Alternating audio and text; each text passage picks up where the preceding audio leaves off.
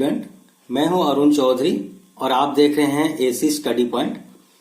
तो बच्चों, आज हम करने वाले हैं एनसीईआरटी क्लास 7 मैथ्स के चैप्टर नंबर 4 से एक्सरसाइज 4.1 के नंबर 4। इसके पहले वाली क्लास में मैंने इनके जो प्रीवियस नंबर्स थे वो सॉल्व करा दिया है। अगर आपने उस वीडियो को नहीं देखा है तो प्लेलिस्ट में जाके वो वीडियो आप देख सकते हैं। तो आज हम सॉल्व कर रहे हैं नंबर 4।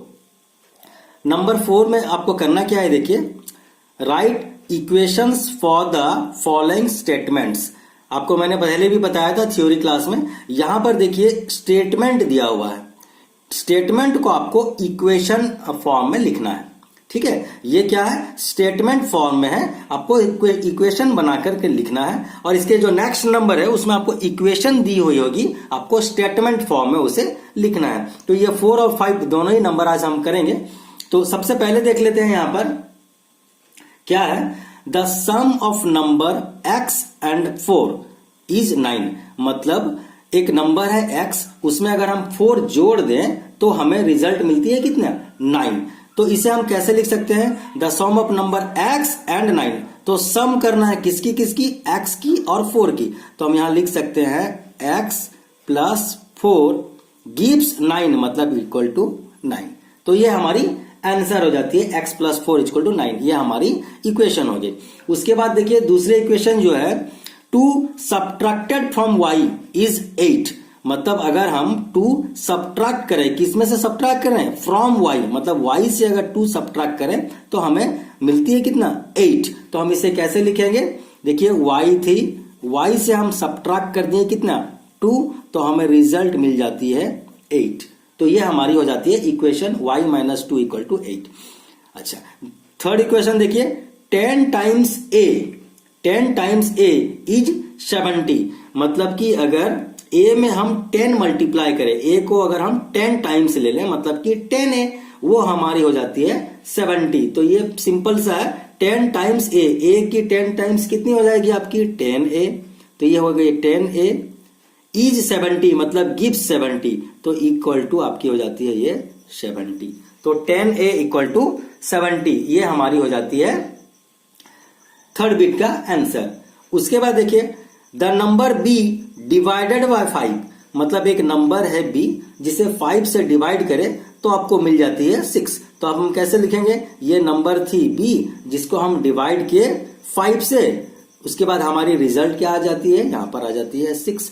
तो b बाय 5 इक्वल टू 6, ये हो जाती है हमारी बिट 4 की आंसर। उसके बाद देखते हैं हम, अच्छा बिट 5 देखिए क्या है, 3/4 of t is 15। 3/4 of t मतलब कि t में अगर 3/4 मल्टीप्लाई कर दे, मतलब कि 3/4 में t को मल्टीप्लाई करना है।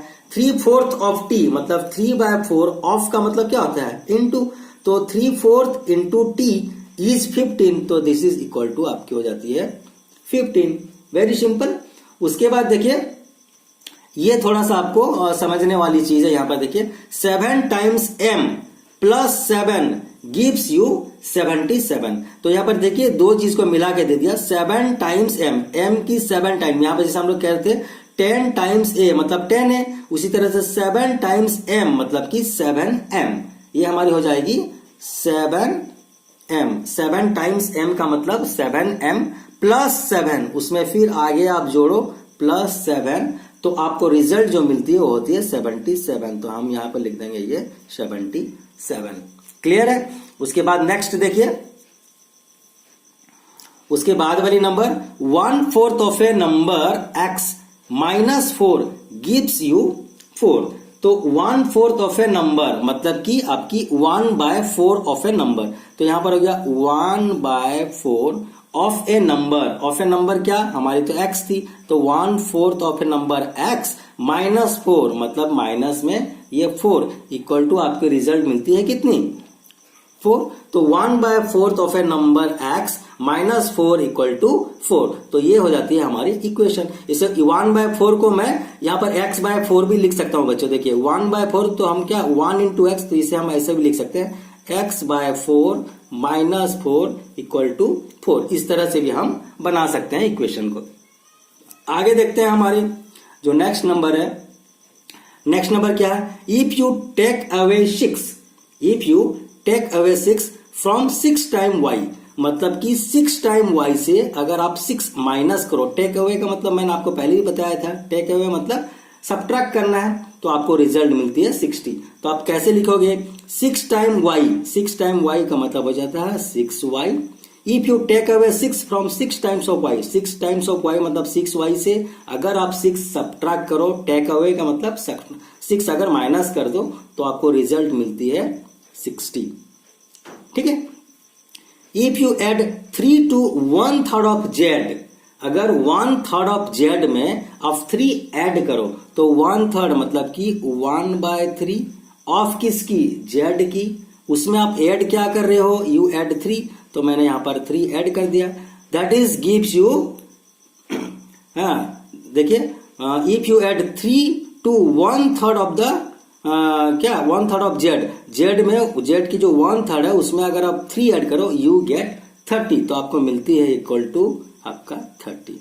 एक बार और देखिए, if you add 3 to 1/3 of z, 1/3 of z मतलब 1/3 ऑफ z ऐड करते हैं हम अगर 3, तो हमें रिजल्ट मिलती है 30। यहां भी आप 1/3 z है तो z/3 भी सिंपल आप लिख सकते हो, z/3 प्लस 3 इक्वल टू 30, इस तरह से भी आप लिख सकते हो।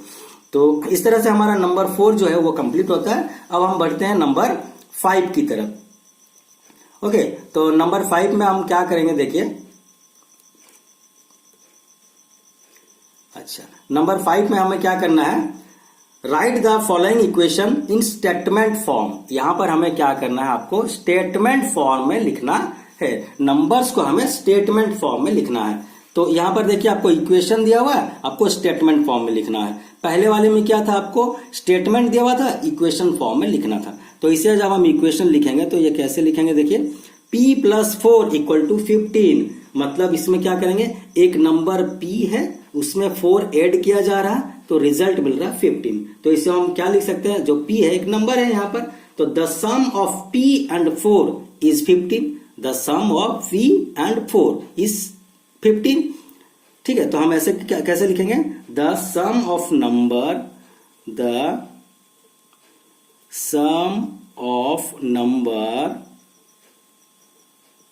Okay, the sum of number p and 4 gives you 15 और इज 15, कुछ भी लिख सकते हैं। ठीक है, और आप ऐसे भी लिख सकते हो, 4 added to a number p = 15। आप किसी भी तरह से लिखो, कोई प्रॉब्लम नहीं है, बस स्टेटमेंट बननी चाहिए। ठीक है, हम ऐसे भी लिख सकते हैं, 4 added to a number p is 15 और the sum of number p and 4 is 15, ऐसे भी लिख सकते हैं। अच्छा, इसकी अगर हम स्टेटमेंट की बात करें तो क्या होगा, m से 7 आपने सब्ट्रैक्ट किया तो क्या लिखेंगे इसको, 7 सब्ट्रैक्टेड फ्रॉम m इज 3, ऐसे लिख सकते हैं, 7 सब्ट्रैक्ट, या आप लिख सकते हो क्या 7 take away from m = 3, when we take away 7 from m it gives 3, ऐसे भी लिख सकते हैं। तो किसी प्रकार से भी लिख सकते हैं, सिंपल से हम सेंटेंस लिख देंगे, 7 सब्ट्रैक्टेड फ्रॉम m से 7 हमने सब्ट्रैक्ट किया, तो लिख देता हूं मैं यहां पर 7 सब्ट्रैक्टेड फ्रॉम m इज 3, ये आपकी सिंपल सेंटेंस हो गई। ठीक है, अच्छा, 2m = 7, 2m = 7 मतलब ट्वाइस ऑफ m। इससे पहले मैंने आपको बताया था कि 3 टाइम्स a, ऐसे वाला सेंटेंस हमने किया था, 7 टाइम्स p, तो 2 टाइम्स p इज 7, ऐसे भी हम लिख सकते हैं, या ट्वाइस ऑफ ए नंबर, ऐसे भी लिख सकते हैं, ट्वाइस करके भी हम लिखते हैं। ठीक है, तो हम कैसे लिखेंगे, twice of a number m is 7, यहां पर हम क्या लिख देंगे, ट्वाइस ऑफ नंबर, ये m जो है नंबर ही तो है, twice of a number m is 7, ऐसा हम लिख देंगे। तो ये हमारी हो जाती है थर्ड इक्वेशन की स्टेटमेंट। अच्छा, फोर्थ इक्वेशन की अगर बात करें तो यहां पर फोर्थ इक्वेशन में आपकी क्या है, देखिए, m/5 = 3, तो इसको हम क्या लिखेंगे, m/5 मतलब इसके ऊपर क्या है, 1 तो है, तो 1/5 of a number m is 3 ऐसे लिख सकते हैं। 1/5 ऑफ नंबर m, तो हम इसको ऐसे लिख देंगे सजा के 1/5 ओके ऑफ ए नंबर कौन सी नंबर? 1/5 ऑफ ए नंबर आपकी m इज 3। देखिए ये जो m है, m के बगल में अगर कुछ नहीं है तो m 1 टाइम है, मतलब कि 1/5 m के साथ 1/5 मल्टीप्लाई हुआ है, तो हम इसे क्या लिख सकते हैं? 1/5 ऑफ नंबर m इज 3। इस तरह से हम लिख सकते हैं। अच्छा, इसकी बात करें अगर हम बिट 5 की बात करें तो क्या होगा? 3m/5 is equal to 6। 3m/5 equal to 6। तो हम यहां पर क्या, जैसे 1/5 किए थे तो ये क्या हो जाएगा यहां पर 3/5 ऑफ नंबर m इज 6 ऐसे लिख सकते हैं हम यहां पर 3/5 ऑफ ए नंबर कौन सी नंबर है? m इज 6 हो गया। यहां पर हमारी statement 3/5 of number m is equal to 6। अच्छा, बिट 6 की अगर बात करें तो यहां पर क्या है? 3p plus 4। तो ये 3p मतलब क्या है आपकी? 3 टाइम्स ऑफ नंबर p है, ठीक है। When added 4 gives you 25 ऐसे देख सकते हैं। 3 times A number p when added to 4 और 4 added to 3 times of p equal to 25 भी हम लिख सकते हैं। क्या लिख सकते हैं? 4 added to 3 times of p equal to 25 ऐसे भी लिख सकते हैं। या 3 times of a number p when added to 4 is 25 ऐसे भी लिख सकते हैं। तो हम ऐसे लिख देते हैं 4 added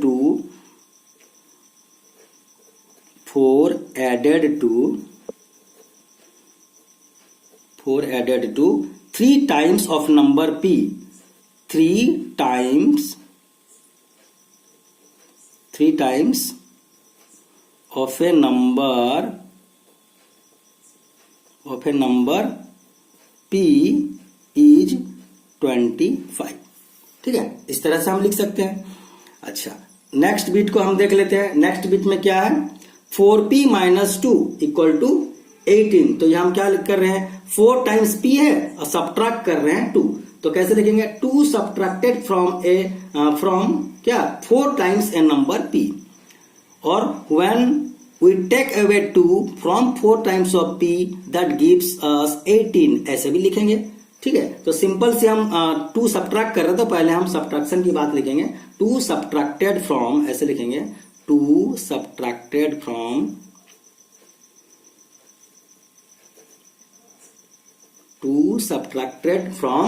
क्या? 4 टाइम्स ऑफ p और 4 टाइम्स ऐसे लिखेंगे 2 सब्ट्रैक्टेड फ्रॉम 4 टाइम्स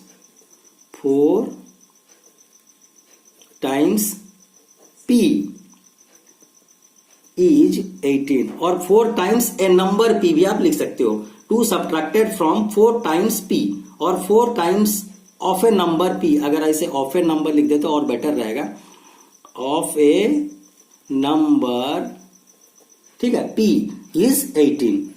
अच्छा, इसकी देखिए आखिरी बिट की अगर बात करें तो यहां पर क्या है? p/2 प्लस 2 इक्वल टू आपकी 8 है। तो p/2 प्लस 2 मतलब क्या है? आपकी p/2 में आपकी ऐड क्या हुई है? 2। तो p/2 इसके बगल में क्या है? एक्चुअली देखा जाए तो 1 है। तो हम इसको क्या लिखेंगे? ऐसे when we add 2 to half of a number p we get 8। कैसे लिखेंगे? when 2 is added to ऐसे लिखेंगे when, कैसे भी आप लिख सकते हो when 2 is added to half of a number